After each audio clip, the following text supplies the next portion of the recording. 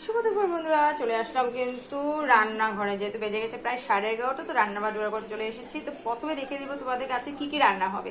অনেকদিন ধরেই কিন্তু কয়েকটা জিনিস খেতে ইচ্ছে করছিল, বানানো হচ্ছিল না। আজকে নিজের মন পছন্দ করে কিন্তু রান্না বান্নাটা করছি। তো কেমন আছো? আশা করি সবাই খুব ভালো আছো বন্ধুরা, আমিও খুব ভালো আছি।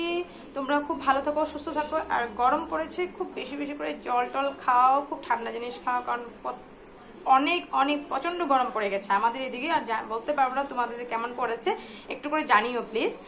দেখো, প্রথমে দেখে তোমাদেরকে এখানে এটা কি শাক বলতে পারবে? এটা কিন্তু হলো শস্য শাক। আজকে অনেকদিন ধরে সরু শাক খাবো তো ইচ্ছে করছিল।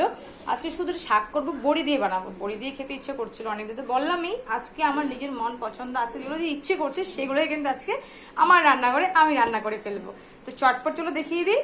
এখানে এটা হলো সর্ষে শাক, এটা রান্না করবো বড়ি দিয়ে। সাথে দেখো এখানে ভেজে রেখেছি কিন্তু আমি বড়িওড়া মাছ। এই মাছটা খেতে বন্ধুরা দারুণ লাগে, খেয়েছো জানিও। কিন্তু আমাদের এদিকে কিন্তু এই মাছটা প্রচুর পাওয়া যায়, নদীর মাছ, খেতে খুব ভালো লাগে। আর এটা কিন্তু আজকে আমি কোনো ঝোল করবো না, আজকে কি রান্না করবো তোমাদের সাথে শেয়ার করবো নিশ্চয়ই, কারণ সব জোগাড় করে রেখেছি।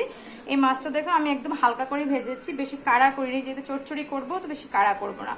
চলো, এই বলিয়ানা মাছ খেয়েছো জানিও, কিন্তু খেতে কিন্তু বন্ধুরা খুব দারুণ লাগে। আর আমার বড় মাছের থেকে কিন্তু ছোট মাছটা খেতে সবচেয়ে বেশি আমি ভালোবাসি।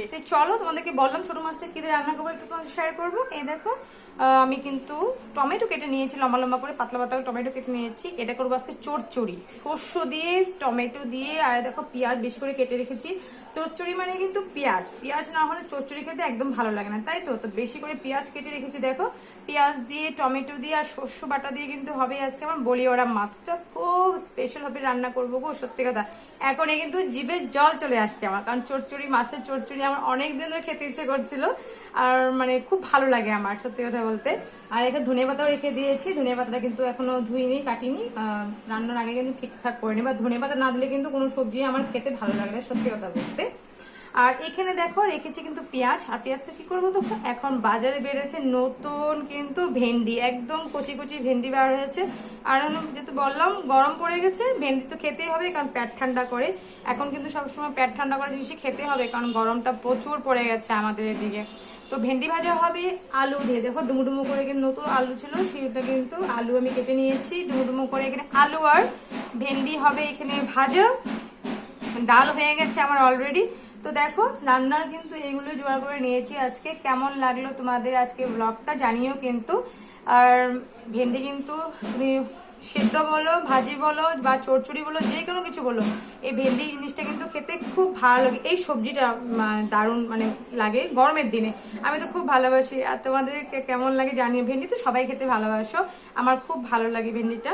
সবচেয়ে বেশি কিন্তু যখন চচ্চড়ি করা হয় একটু শস্য পোস্ত দিয়ে, সেটা খেতে কিন্তু দারুণ লাগে। তো চলো, বেশি কথা আর না বলে কিন্তু আজকে ভিডিওটা এখানেই শেষ করলাম। কালকে আবার চলে আসবো নতুন একটা ভিডিও নিয়ে, আমি সুনিতা।